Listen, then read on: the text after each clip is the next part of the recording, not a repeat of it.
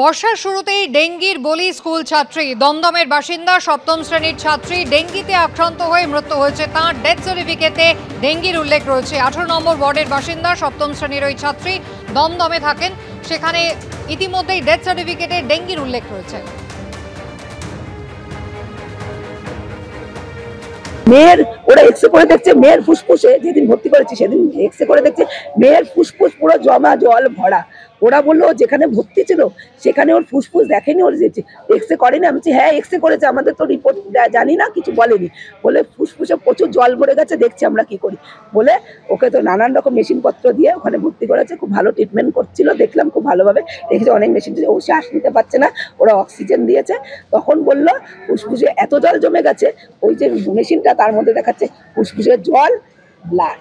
কালকে হঠাৎ আমরা ব্যাংকে টাকা তুলতে গেছি মেয়ের জন্য, তখন বলছে আমাকে ওর 1200 টাকা লাগবে, একটা পাইপ ঢুকে জল বার করতে হবে। আমরা কি করবো? আমি বললাম আপনার মেয়ের জন্য যা করতে ইচ্ছে করবো। ওরা তখন ওই পাইপ থেকে জল বার করেছে, আর আমাদের বললো ফুসফুসের মাঝে যে পাইপটা থাকে সেটা জল বার করতে পেরেছি, কিন্তু সাইডে যে জালিগুলো আছে ছিদ্র ছোট, ওখান থেকে জল বার করা যায় না। মেডিসিনে যেটুকু শুকাবে হবে।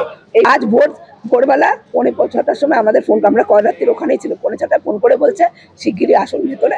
তখন আমার দেওর আর আমার যা গেছে, গিয়ে দেখছে ওখানে হচ্ছে না, ওরা মেশিন দ্বারায় হাটটা চলাচ্ছিল, কদিন ধরে চলছিল না বলে, তখন দেখছে সব এই হচ্ছে।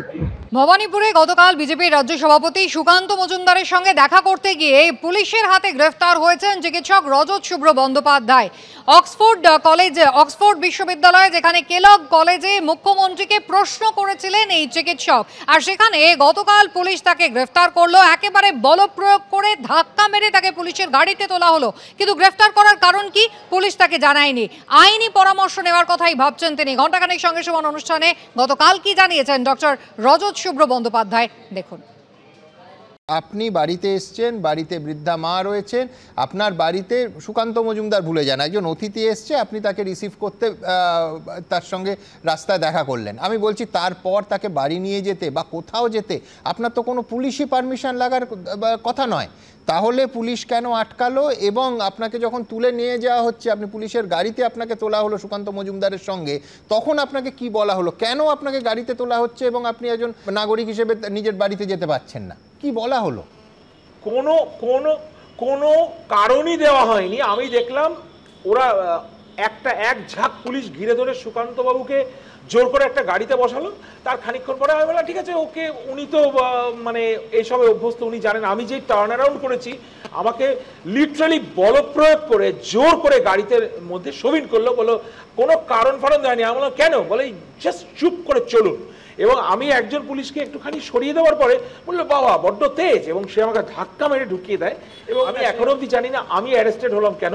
আর উনি নিশ্চয়ই হাই প্রোফাইল ব্যক্তি, ওর সঙ্গে দেখা করতে যাওয়ার নিশ্চয়ই ব্যাপার আছে। এবং আমার পাশে যার বাড়ি তা সেও নিশ্চয়ই হাই প্রোফাইল ব্যক্তি। এইসব আইন কানুন আমি জানি না, কিন্তু 144 ধারা ওখানে নেই। আমার ওখানে যাওয়ার সম্পূর্ণ, আমার বাড়ি ওখানে, আমি কি করবো বৃদ্ধামাকে? আমি হঠাৎ কি বাড়ি ছেড়ে দিয়ে চলে যাব? আমি এখনো অবধি মানে মাথা প্রায় ভোঁ করছে। ঘন্টা 6 আমার উপর দিয়ে যা গেল, বা ঘন্টা 8।